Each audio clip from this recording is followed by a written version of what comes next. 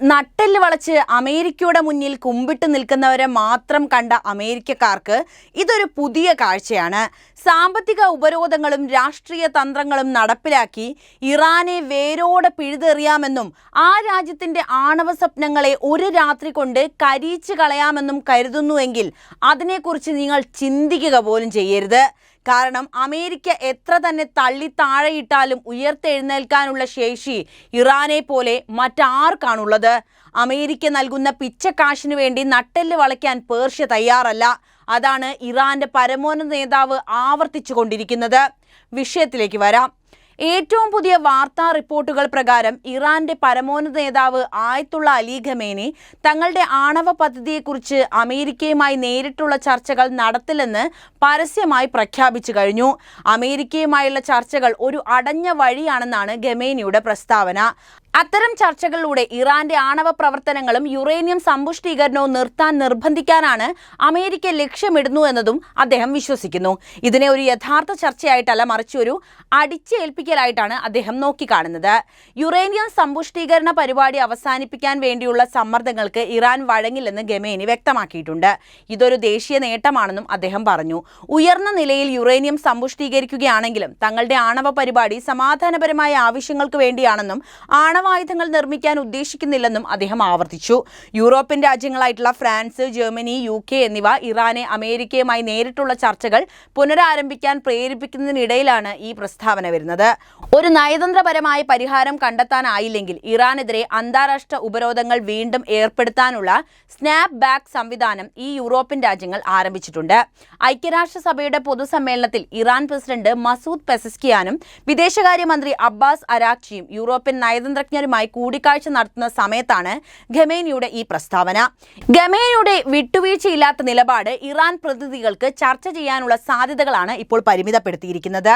ഉപരോധങ്ങൾ വീണ്ടും നിലവിൽ വരുന്നതിന് മുൻപ് ഒരു നയതന്ത്രപരമായ മുന്നേറ്റം ഉണ്ടാകാനുള്ള സാധ്യത വളരെ കുറവാണെന്ന് യൂറോപ്യൻ ഉദ്യോഗസ്ഥരും അഭിപ്രായപ്പെട്ടു.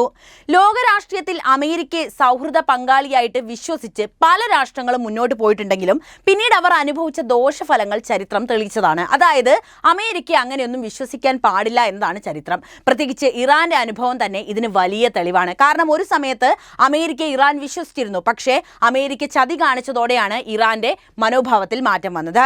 ഇറാൻ അമേരിക്കയോട് പലതവണയും സന്ധി സംഭാഷണങ്ങൾ നടത്തിയിട്ടുണ്ട്. എന്നാൽ അപ്പോഴൊക്കെ തന്നെ ഇറാൻ വഞ്ചനയും ശിക്ഷയും ഏറ്റുവാങ്ങേണ്ടി വന്നു. അമേരിക്കയുടെ വിദേശ നയം അധിക സമയം ഒരു സൗഹൃദത്തെയും ആശ്രയിക്കുന്നില്ല, മറിച്ച് സ്വന്തം താല്പര്യങ്ങളും ആധിപത്യവും തന്നെയാണ് അവർക്ക് വലുത്. ആണവ കരാർ അതിന്റെ ഏറ്റവും പുതിയ ഉദാഹരണമാണ്. 2015 അന്താരാഷ്ട്ര തലത്തിൽ അംഗീകരിച്ച കരാറിൽ ഇറാൻ തന്റെ ആണവ പരിപാടികളെ നിയന്ത്രിക്കാനും അന്താരാഷ്ട്ര പരിശോധനകൾക്ക് വഴിമാറിക്കൊടുക്കാനും തയ്യാറായിട്ടുണ്ട്. എന്നാൽ വാഗ്ദാനം ചെയ്തതുപോലെ അമേരിക്ക ഉപരോധങ്ങൾ പിൻവലിക്കാൻ തയ്യാറായില്ല. മറിച്ച് 2018 കരാറിൽ നിന്നും ഏകപക്ഷീയമായി പിന്മാറുകയും ഇറാനെതിരെ കടുത്ത സാമ്പത്തിക ഉപരോധങ്ങൾ വീണ്ടും ഏർപ്പെടുത്തുകയും ചെയ്ത നിലപാടാണ് അമേരിക്ക സ്വീകരിച്ചത്. ഇതോടെ ഇറാന്റെ സാമ്പത്തിക അവസ്ഥ ഗുരുതരമായിട്ട് ബാധിച്ചു. അമേരിക്കയുടെ ഈ സമീപനം ഇറാനിൽ മാത്രമല്ല, ലോകത്തിലെ അനേക രാജ്യങ്ങളിലും വിശ്വാസഭംഗം ഉണ്ടാക്കിയിട്ടുണ്ട്. അമേരിക്കയുടെ ഇടപെടലുകൾ പലപ്പോഴും രാജ്യങ്ങളുടെ ആഭ്യന്തര കാര്യങ്ങളിൽ ഇടപെടലായിട്ടാണ് കണ്ടുവരുന്നത്. ഇറാഖ്, അഫ്ഗാനിസ്ഥാൻ, ലിബിയ, സിറിയ എന്നിങ്ങനെ ഓരോ രാജ്യങ്ങളും അതിന്റെ ഉദാഹരണമാണ്. ഓരോ ഇടപെടലിന്റെയും ഫലമായി അവിടുത്തെ ജനങ്ങൾക്ക് യുദ്ധം, അതുപോലെ കലാപം, ദുരിതം എന്നിവയൊക്കെ നേരിടേണ്ടി വന്നു. ഈ ഒരു കാര്യത്തിൽ നിന്ന് തന്നെ ഇറാൻ കാര്യമായിട്ട് മനസ്സിലാക്കിയിട്ടുണ്ട്. അമേരിക്കയോട് അധികം ആശ്രയിക്കാനോ വിശ്വസിക്കാനോ പാടില്ല എന്ന യാഥാർത്ഥ്യം. അവർ നടത്തുന്ന സംഭാഷണങ്ങൾ പോലും പലപ്പോഴും കുടുക്കുകളാണ്. രാജ്യത്തിന്റെ സ്വാതന്ത്ര്യവും അതുപോലെ തന്നെ സ്വാഭിമാനവും സംരക്ഷിക്കാൻ സ്വന്തം ശക്തിയിലും സ്വന്തം കൂട്ടായ്മകളിലുമാണ് ഇറാൻ ഇപ്പോൾ ആശ്രയിക്കുന്നത്. അതായത് അമേരിക്കയുമായിട്ടുള്ള ഒരു ബന്ധത്തിന് ഇറാൻ മുതിരുന്നില്ല എന്നർത്ഥം.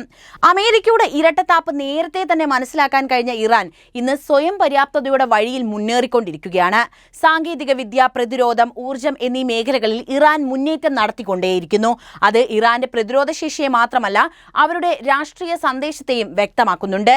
വിശ്വാസം സ്വന്തം ജനങ്ങളിലും സ്വന്തം ശക്തിയിലുമാണ് എന്ന വലിയ സന്ദേശമാണ് ഇതിലൂടെ ഇറാൻ മുന്നോട്ട് വെക്കുന്നത്. അമേരിക്കയുടെ വാഗ്ദാനങ്ങളിലല്ല എന്ന് കൃത്യമായി പറയാൻ അവരുടെ നിലപാടുകളിലൂടെ ഇറാന് സാധിക്കുന്നുണ്ട്. ഇതിനാൽ ഇറാന്റെ നിലപാട് വളരെ വ്യക്തമാണ്.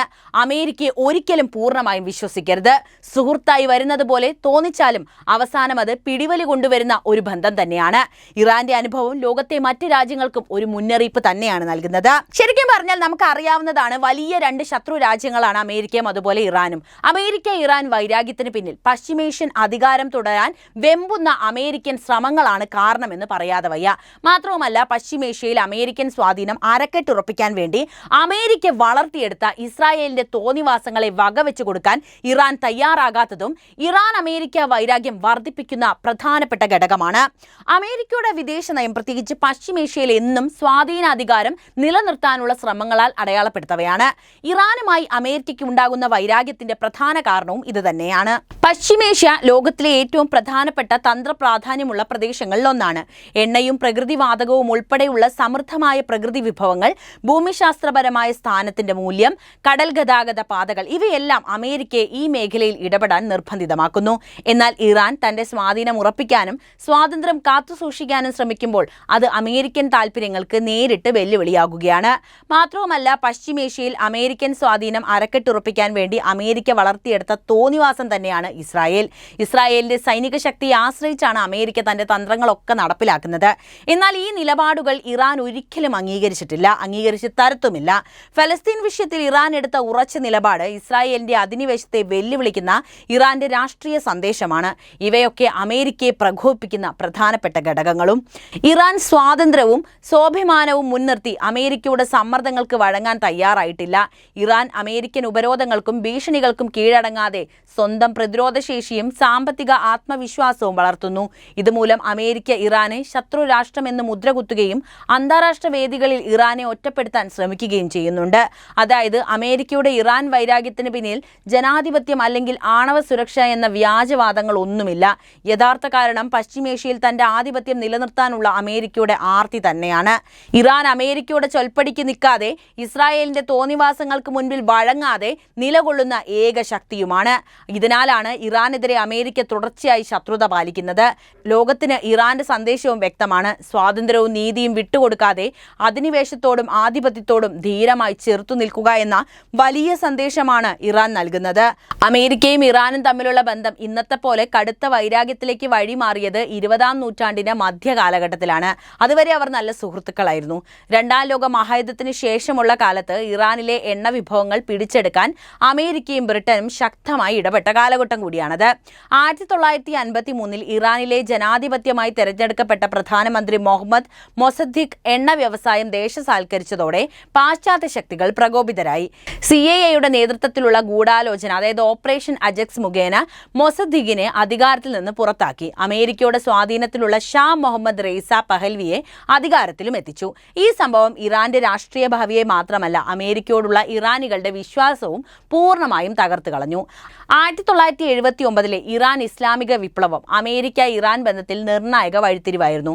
അമേരിക്കയുടെ പിന്തുണയോടെ അധികാരത്തിലിരുന്ന ഷായെ പുറത്താക്കി ആയത്തുള്ള അലി ഖമേനിയുടെ നേതൃത്വത്തിൽ ഇറാൻ സ്വാതന്ത്ര്യവും മതാധിഷ്ഠിതവുമായ ഭരണരീതിയിലേക്ക് കടന്നു.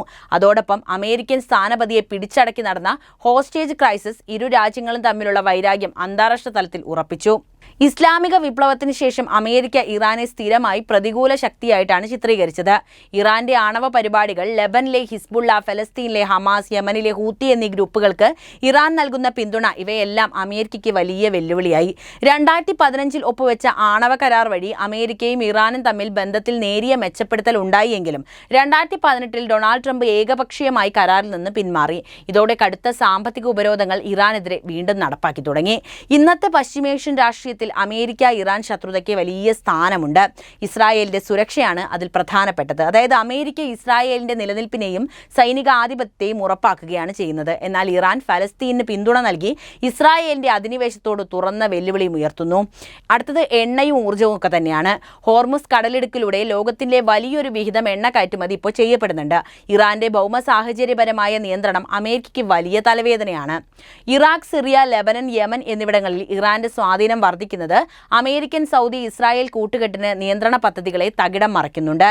അമേരിക്ക-ഇറാൻ വൈരാഗ്യം ചരിത്രപരമായ ദ്രോഹങ്ങളും ആധിപത്യവാദ സ്വപ്നങ്ങളും ചേർന്നത് തന്നെയാണ്. അമേരിക്ക തന്റെ സ്വാധീനം പശ്ചിമേഷ്യയിൽ ഉറപ്പാക്കാൻ ശ്രമിക്കുമ്പോൾ ഇറാൻ സ്വാതന്ത്ര്യവും അഭിമാനവും കാത്തുസൂക്ഷിക്കാൻ അടിയുറച്ചു നിൽക്കുന്നു. അതുകൊണ്ട് തന്നെ ഈ വൈരാഗ്യം ഒരു ഇരുരാജ്യ പ്രശ്നമല്ല, മറിച്ച് മുഴുവൻ പശ്ചിമേഷ്യൻ രാഷ്ട്രീയത്തിന്റെ ഭാവിയെ നിർണ്ണയിക്കുന്ന മുഖ്യ ഘടകം തന്നെയാണ്. അപ്പോൾ ഈ ശത്രുതയെക്കുറിച്ച് നിങ്ങൾക്ക് എന്താണ് പറയാനുള്ളത് എന്ന് എന്തായാലും കമന്റ് ചെയ്യുക. ഒപ്പം ഈ അറിവുകൾ എല്ലാവരിലേക്കും എത്താൻ വീഡിയോ ലൈക്ക് ചെയ്യാനും ഷെയർ ചെയ്യാനും പ്രത്യേകം ശ്രദ്ധിക്കുമല്ലോ.